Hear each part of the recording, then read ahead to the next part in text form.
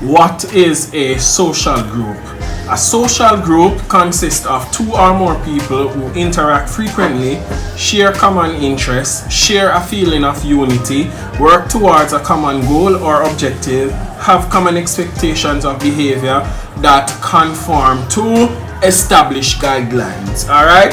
So there are several types of groups. So we are going to now look at the type of groups. So there is the primary group. Primary groups are usually small, interactions are frequent, thus there are high levels of intimacy.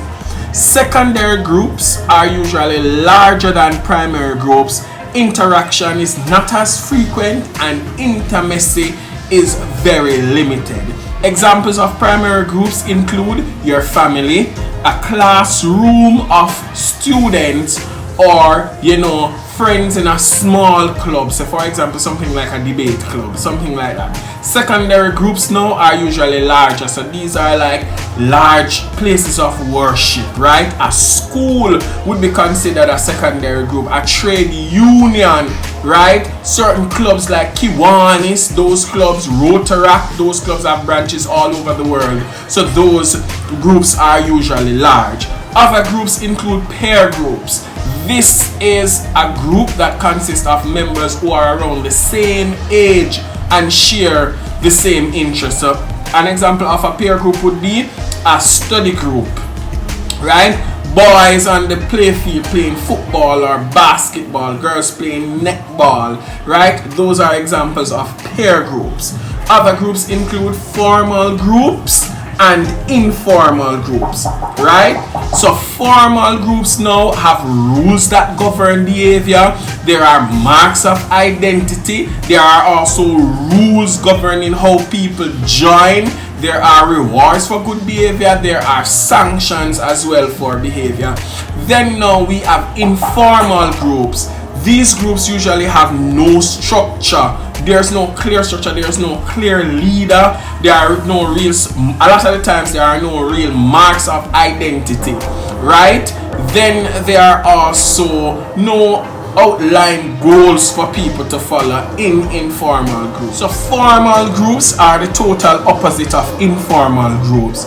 Let's look at some of the structure, right? In terms of formal, clear marks of leadership, so you know who is in authority, who is in control. While informal, there's no clear structure possible with unofficial leaders, operates on personal relationship of members, right?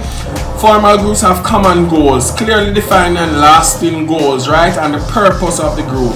Informal groups now, these change based on how people are feeling and how things are going. Rules and regulations are informal groups with very strict sanctions, right? There are no written rules in informal groups. So examples of formal groups include schools, right? Certain clubs, right? Sometimes churches or places of worship. Informal groups would be gangs, right? Boys on the corner just chilling out every evening or every morning, they chill out, right? Random groups of boys playing football, random groups of girls playing netball, right? Just playing netball, just to keep active and just to exercise, right?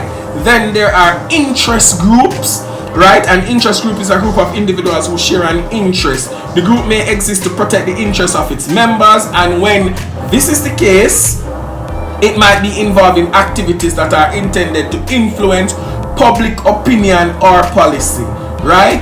Those examples of interest groups would be the JHTA, Jamaica Hotel and Tourist Organization or Association, right? So those are examples. That is an example of an interest group. You can drop other examples in the comment section. Good. Then there are pressure groups. Pressure groups seek to influence public opinion or policy and are usually involved with issues that affect people outside their membership. For example, a group may form to protest about a major road development that will destroy an area of unspoiled natural beauty, right? So another example of a pressure group would be what? I need you to drop this down in the comment section. Good. So let's look now at the key points in recapping. A social group is a number of people who personally interact frequently according to an established set of norms in order to meet shared needs. Social groups can be primary or secondary, informal or informal. There are peer groups, there are interest groups, there are pressure groups. Social groups can be classified according to the closeness of its members. A formal group has a formally organized internal structure, while an informal group doesn't have any. I want you to drop down in the comment section and tell me 2 types of other groups, right? I'm going to help you by stating voluntary and involuntary groups. So I want you to tell me or explain to me what those 2 types of groups are in the comment section. That's if you watch this video to the end, okay?